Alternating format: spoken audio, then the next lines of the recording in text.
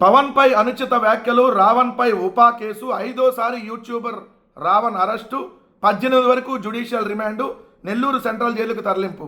Deputy CM Pawan కళ్యాణ్పై యూట్యూబ్లో దూషించడంతో పాటు ఏలూరులో జరిగిన సభలో వివాదాస్పద వ్యాఖ్యలు చేసిన బచ్చలకూరి జోసెఫ్ అలియాస్ ప్రశ్న రావణ్పై ఫిర్యాదులు, అరెస్టులు కొనసాగుతున్నాయి.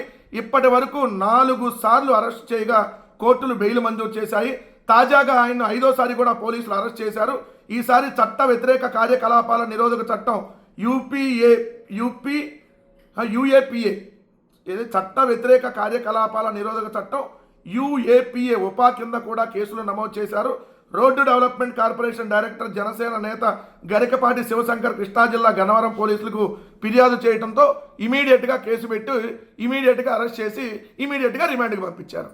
4 రోజులు 4 కేసుల్లో బెయిల్ రాగానే 5వ రోజు సెక్షన్లు మార్చి ఉగ్రవాదము ఏదైతే ఆయన దేశద్రోహం చేశాడని చెప్పి కేసులు పెట్టారు. అంటే వినాశకాలే విపరీత బుద్ధి అనే ఒకటి ఉంటుంది. మీకు పోయే కాలం దగ్గర పడింది కాబట్టి ప్రభుత్వానికి ఇలాంటి కేసులు పెడతా ఉన్నాను. ఏది దేశద్రోహమా? మరి నా కొడక అన్న వాళ్ళ మీద దేశద్రోహం పెడితే పవన్ కళ్యాణ్ మీద ఎన్నిసార్లు పెట్టాలి దేశద్రోహం కేసు? మరి ఇదే దేశద్రోహం అయితే ఇప్పుడు ఇతను మాట్లాడిన మాటలకి దేశద్రోహం కేసులు ఏదైతే పెడితే మరి పంతం నానాజీ మీద కూడా దేశద్రోహం కేసులు పెట్టాలి కదా. ముఖ్యమంత్రి చంద్రబాబు నాయుడు మీద దేశద్రోహం కేసులు పెట్టాలి కదా. మతాల మధ్య చిచ్చులు పెడుతూ, కులాల మధ్య చిచ్చులు పెడుతూ, తిరుమల లడ్డులో పంది కొవ్వు, గొడ్డు కొవ్వు, బాత్రూమ్లో యాసిడ్ అని చెప్పి సిగ్గు లేకుండా మనిషి పుట్టినాడు ఎవడు మాట్లాడినటువంటి భాష మాట్లాడినటువంటి చంద్రబాబు నాయుడు గారి మీద మరి కేసులు పెట్టద్దా? ఇదే కేసులు ఉపా కేసు పెట్టాలి కదా. మిస్టర్ ఉపము మీద కూడా ఉపా కేసు పెట్టాలి కదా. మాదాపూర్ ఉపమును ప్రశ్నించినందుకు ఉపా కేసు పెట్టారండి. ఉపమును ప్రశ్నిస్తే ఉపా కేసు. మరి ఇదే ఉపము ఒక్కొక్క నా కొడుకుల్ని సంపేత్త, పాతేత్త, తోలు తెత్త, తిత్తి తెత్త, అరిచేతిలో గీతలు గీత, మటన్ కొట్టు మస్తాన్లాగా మొత్తం కైమా చేసి పడేస్తా అంటే నో కేస్. ఇప్పుడు కూడా మాట్లాడుతున్నారు సిగ్గు లేకుండా ఉప ముఖ్యమంత్రి పొజిషన్లో ఉండి. కానీ ఆయన మాత్రం ప్రశ్నిస్తే కేసు. ఎంత దారుణమో చూడండి. ఈరోజు సాయికృష్ణ శవం దొరకదు, బూడె దొరకదు, చిన్నారి ఆచూకీ దొరకదు. కానీ ఇక్కడ మాత్రం మన ఉపము మాత్రం ఉప్మా కేసులు పెట్టిస్తూ ఉంటాడు. ఉప్మానే లేవు, ఉపము అలియాసు ఏదైతే ఉప ముఖ్యమంత్రి గారు ఉప్మా కేసులు పెట్టిస్తున్నారు, అదే ఉపా కేసులు. ఇట్లా ఉంటుంది ఇక్కడ. అంటే ఆయన 5,100 వీడియోలు తన యూట్యూబ్ ఛానల్లో పోస్ట్ చేశారంట. మరి 5,100 వీడియోలు ఇప్పటి వరకు చేసినటువంటి రావణ్ మీద మరి మీరు కేసులు పెట్టారనంటే ఎంత దారుణమో చూడండి. వైసీపీ నేతలు స్టేషన్ వద్ద ఆందోళన చేయాలని భావించగా పోలీసులు అడ్డుకున్నారు. మీ ఆంధ్రజ్యోతి మారరా? మీరు కడుపుకి అన్నం తినరా కొద్దిగా కూడా? వైసీపీ నాయకులు ఎందుకు వెళ్ళారు? అక్కడికి వెళ్ళలేదు కదా.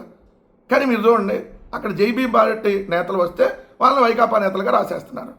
అంటే సమాజంలో వీళ్ళు ఎట్లా అంటే ఇదిగోండి తెరనకాల వీళ్ళే నడిపిస్తున్నారని ప్రజలకు తెలియజేయాలి వాళ్ళు. సో ఇలాంటి రాసి ఇదిగోండి వైసీపీ వాళ్ళు, మాకేం సంబంధం? సమాజంలో ఎక్కడ ఏ తప్పు జరిగినా ఖచ్చితంగా స్పందిస్తాం.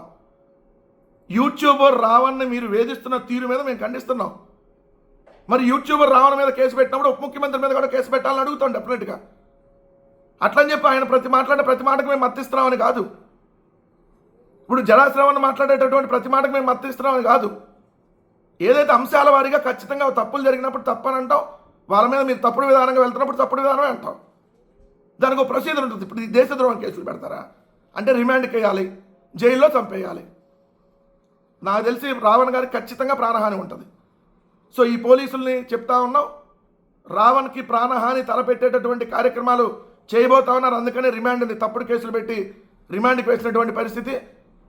సో వాళ్ళ కుటుంబ సభ్యులు ఇప్పుడు ఇమీడియట్గా ఏదైతే రావణ్ ఉన్నటువంటి ఏదైతే నెల్లూరు జైల్లో ఏదైతే audio and video recording live పెట్టించాలని కోరాలి.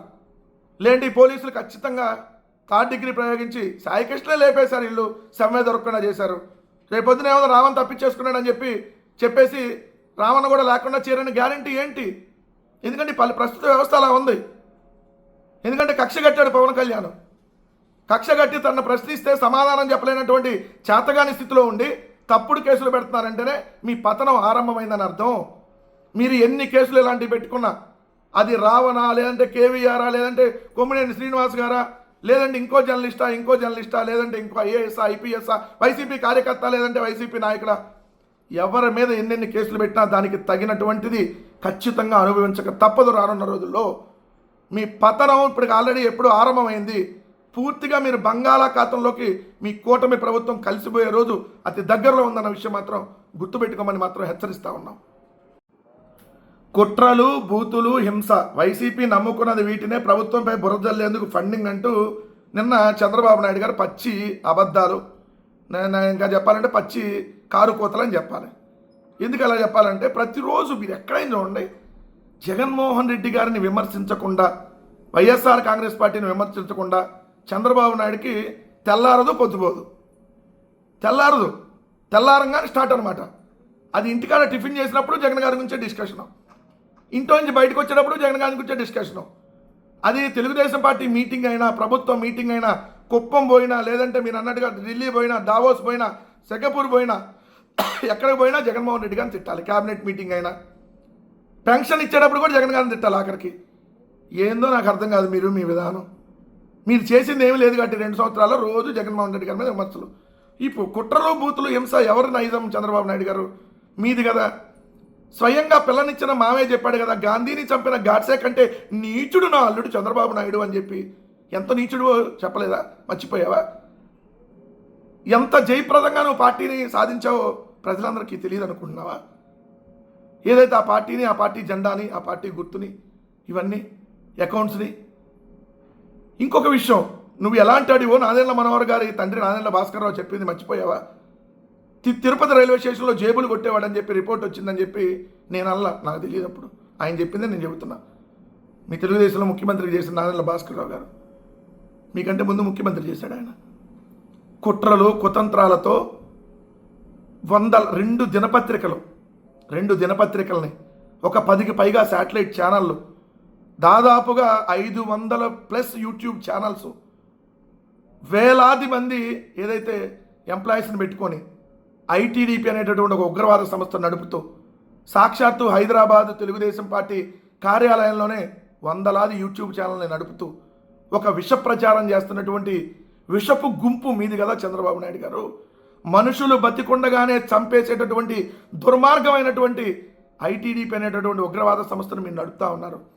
మీరు పెట్టేటటువంటి థంబ్నెయిల్స్, గీతాంజలి అనేటటువంటి వివాహిత మీ వల్ల చనిపోయినటువంటిది, ఇలా అనేక మంది మహిళల్ని ఏ రోజన్నా మీరు మహిళలుగా చూసారా?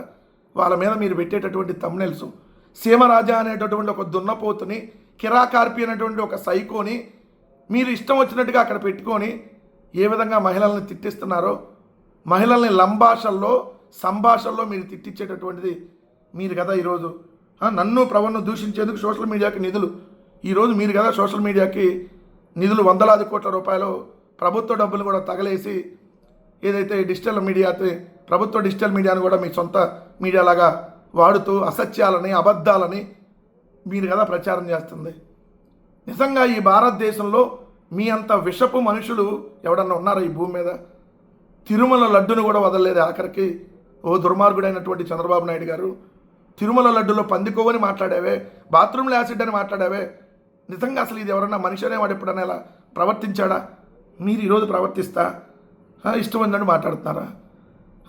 కంపెనీలు తరివేయడము, పరిశ్రమలు పారిపోయేలా చేయడం వైసీపీ నాయకులు పనిగా పెట్టుకున్నారంట. మేము చెప్తే ఏ కంపెనీ పారిపోయింది మీరు చెప్పండి? ఇదిగో పలానా వైసీపీ వల్ల మేము వెళ్ళిపోయామని చెప్పేదన్న కంపెనీ మీకు 2 సంవత్సరాల్లో చెప్పిందా? మీ నాయకులకి లంచాలు ఇవ్వలేక, మీ నాయకులకి వాటాలు ఇవ్వలేక వాళ్ళు వెళ్ళిపోతూ ఉంటే ఎందుకు వెళ్ళిపోయింది కోకోకలా చెప్పండి? మీకు దండం, మీ భూములకో దండం అని చెప్పి దండం పెట్టి ఎందుకు వెళ్ళిపోయిందో సమాధానం చెప్పండి చంద్రబాబు నాయుడు గారు. ఇంకోటి, ప్రపంచానికి ఆదర్శంగా P4 అంట. 12 లక్షల బంగారు కుటుంబాలని 1,10,000 మార్గదర్శకులు ఆదుకోవడానికి ముందుకు వచ్చారంట. కుప్పంలో 9,000 కుటుంబాలను అదాని, TVS, మెగా సంస్థలకు అప్పగించేశాడంట. ప్రజల్ని కార్పొరేట్ సంస్థలకు తాకట్టు పెట్టేశా అని చెప్పి సిగ్గు లేకుండా చెప్పుకుంటూ ఇది ప్రపంచానికి ఆదర్శం అంటున్నామంటే P4 అంటే ప్రపంచానికి ఆదర్శమా? ప్రజల్ని పబ్లిక్గానే ప్రైవేటు వాళ్ళకి ప్రభుత్వమే తాకట్టు పెడుతుంది. ఇది కదా P4 అంటే. మేము ప్రభుత్వం పథకాలు ఇవ్వలేము, వాళ్ళు ఇచ్చే 10ో 12కో ముష్టో తీసుకోండి అని చెప్పి వాళ్ళకి తాకట్టు పెట్టి 9,000 కుటుంబాల కుప్పంలో అంట మెగా వాళ్ళకను, TCS వాళ్ళకి, అదాని వాళ్ళకి ఇచ్చేశాడు చంద్రబాబు నాయుడు గారు. ఏది ప్రజల్ని ప్రైవేట్ వాళ్ళకి ఇచ్చేశాడంట. ఇది ప్రపంచానికి ఆదర్శం అంట. వాహ్వా, నీలాంటి 4 సార్లు ముఖ్యమంత్రి ఎట్టయ్యావు, ఎలా మేనేజ్ చేసుకుంటా ఆ? ఇలా ఉంటుందండి ప్రతిరోజు చంద్రబాబు నాయుడు గారు ప్రజల్లోకి ఎక్కించేటటువంటి విషం. చంద్రబాబు కాదు ఇతను, విషపు బాబు. ఒళ్ళంతా విషం చింపుకొని అది రోజు కొంత బయటకు వదులుతూ ఉంటాడు. ఇలా ప్రతిరోజు విష ప్రచారం చేస్తూ ఉంటాడు.